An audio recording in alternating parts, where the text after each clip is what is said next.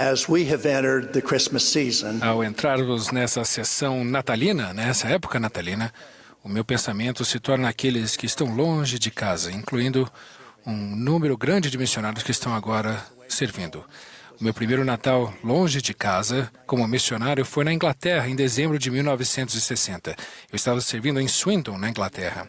Havíamos iniciado o trabalho missionário em Swindon aproximadamente 90 dias antes. Alugávamos uma sala para as reuniões dominicais e fomos abençoados por ter alguns conversos, o começo de um ramo. Na véspera de Natal, meu companheiro Elder Noel Luke e eu decidimos cumprimentar as pessoas indo até as casas delas, na área onde servimos, e deixar uma bênção e uma breve mensagem de Natal. Era uma noite linda e o céu cheio de nuvens mostrava uma lua clara e brilhante, proporcionando um sentimento celestial. De repente, percebemos que a televisão de todos na vizinhança estava sintonizada em um canal que mostrava um amado comediante e cantor chamado Harry Sickham. Ele cantou o precioso hino Bless This House, ou Abençoe Esta Casa. Ele cantou de forma comovente as seguintes palavras: Abençoe aqueles que aqui residem. Do pecado faz-nos livres. Abençoa-nos para que possamos ser dignos, ó Senhor, de contigo viver. A sua interpretação trouxe lágrimas aos nossos olhos. Essa música, vindo de quase todas as casas, reverberou e ecoou pelas nuvens. O Elder Luke e eu tivemos uma contundente sensação de que éramos verdadeiramente emissários do nosso Senhor e Salvador Jesus Cristo, tentando servir e abençoar os filhos de nosso Pai Celestial. Como missionário, pude entender que viver nesta terra significa estar longe de nosso lar. Todos nós, longe do nosso lar celestial. A maneira de sentir o conforto desse lar é por meio do serviço ao nosso Salvador. Nos últimos anos, a Igreja tem nos encorajado a enfatizar a luz que o Salvador proporciona ao mundo todo, especialmente nesta época de Natal. A Igreja tem uma campanha magnífica intitulada Seja a Luz do Mundo, para que os pensamentos de todos possam se voltar ao Salvador. Isso é acompanhado por um esforço de fazer doações aos necessitados e prestar serviço cristão. No ano passado, a Igreja iniciou a campanha Seja a Luz do Mundo, usando as enormes telas digitais na Times Square, na cidade de Nova York. Eu e a Mary estávamos presentes quando a comovente representação do nascimento do Salvador foi retratada nos gigantes outdoors digitais. Aquela foi uma experiência espiritual profunda. Neste ano, a experiência da Times Square foi replicada em muitas cidades ao redor do mundo. Enquanto estava na cidade de Nova York, durante o evento da campanha Seja a Luz do Mundo, eu notei o esforço para que houvesse apresentações significativas nas vitrines das lojas de departamentos. Lembro de uma edição do domingo do jornal New York Times que tinha um artigo de uma página inteira intitulado As vitrines de Natal retornam, os clientes também. O artigo falava sobre a tradição de decorar luxuosamente as vitrines das grandes lojas de departamento na Quinta Avenida, em Nova York. Pelo que pude entender pelo artigo e pela minha recente visita, nenhuma dessas vitrines apresentavam cenas de Natal ou o Menino Jesus. Ao ler o artigo, lembrei-me que, quando era jovem, das vitrinas de Natal em lojas de departamentos na cidade de Lago Salgado, em Salt Lake City, que mostrava o Menino Jesus. Também me lembrei de um relato desse período sobre um shopping center no centro-oeste que queria enfatizar o tema natalino, não só para criar uma atmosfera natalina, mas para atrair consumidores. Eles colocaram uma grande faixa que dizia: se Cristo viesse esta noite, a quem ele viria? Havia vários painéis expostos nas vitrines das lojas logo abaixo da faixa. E se eu me recordo corretamente dos painéis, um era de uma senhora idosa doente no leito, recebendo os cuidados de uma enfermeira. Ela parecia estar bem enferma. O segundo era uma jovem mãe com recém-nascido. O seu rosto irradiava alegria. O terceiro, um painel mostrava uma família com crianças chorando. Era claro que não tinham o suficiente para comer e havia poucos, se algum, presente de Natal.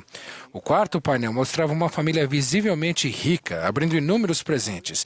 E o quinto mostrava uma família humilde, com muitos filhos cantando com alegria.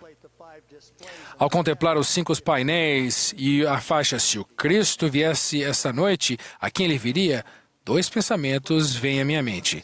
Primeiro, não sabemos o dia nem a hora em que o Salvador virá pela segunda vez.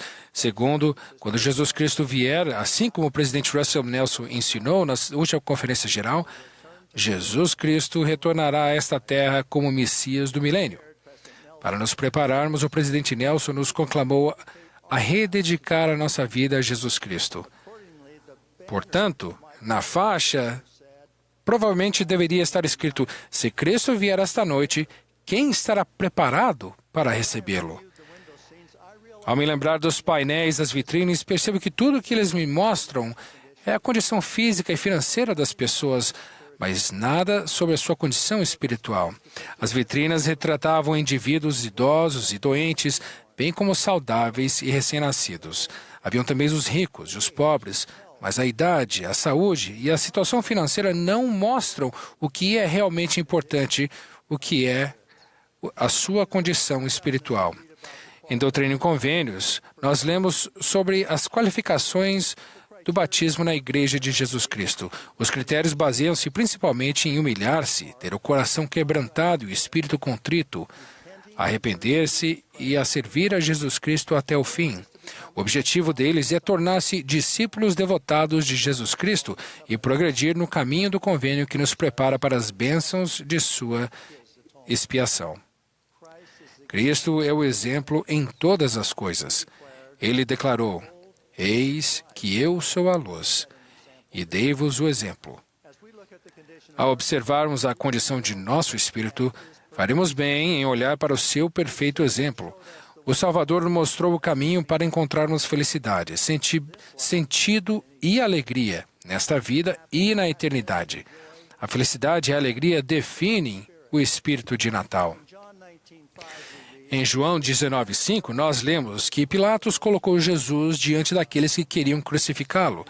Ele estava usando a coroa de espinhos e o manto de púrpura, e disse-lhes Pilatos: eis aqui o homem. Nesta época de Natal, que contemplemos brevemente o homem, que é o Cristo, e as dádivas que ele proporcionou. Primeiro, consideremos o seu nascimento milagroso.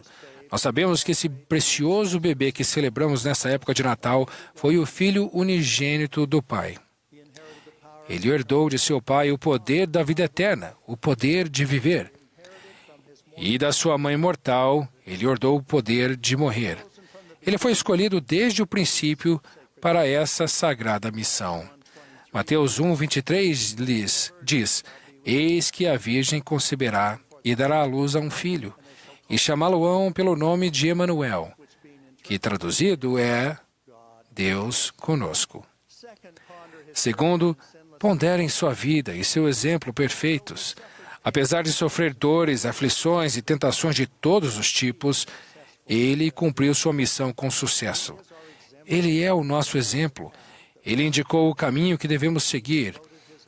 O Salvador dedicou a sua vida aos pobres, aos necessitados, aos doentes e aflitos, e à realização bem-sucedida do plano eterno para o qual apenas ele estava qualificado.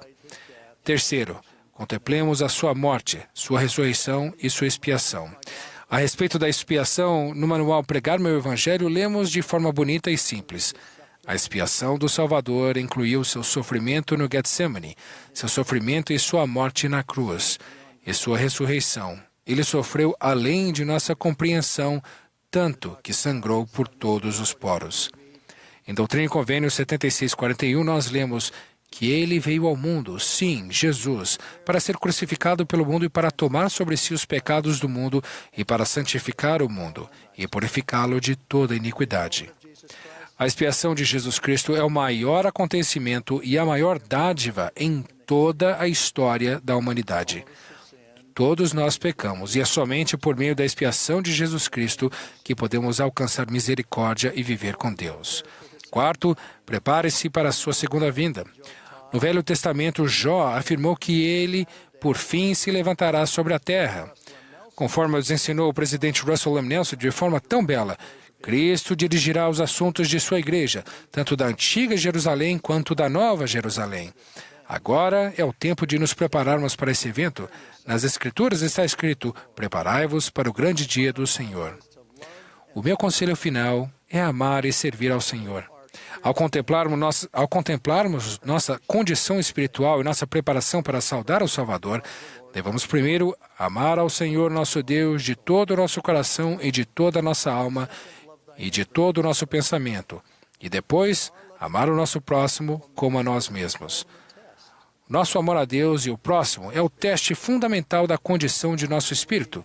Se amarmos a Deus, guardaremos os seus mandamentos, e se amamos o nosso próximo, nós serviremos a essas pessoas e essencialmente seremos as mãos do Salvador. Em Doutrina e Convênios, o Salvador usa as seguintes palavras: sim, abrirei o coração do povo, e pelas tuas mãos estabelecerei uma igreja. A principal maneira de mostrarmos a nossa gratidão ao Salvador nessa época natalina é de ser os seus servos, de fato, ser as suas mãos aqui na terra. Nesta bela época, quando celebramos o nascimento do nosso Senhor e Salvador Jesus Cristo, eu testifico a vocês que Ele vive. Ele é o nosso exemplo, o nosso advogado junto ao Pai, e Ele cumpriu tudo que se faz necessário para retornarmos à presença do Pai e do Filho.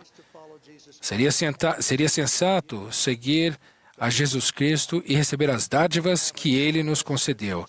Que vocês tenham um Natal glorioso, centralizado em Jesus Cristo. Em nome de Jesus Cristo. Amém.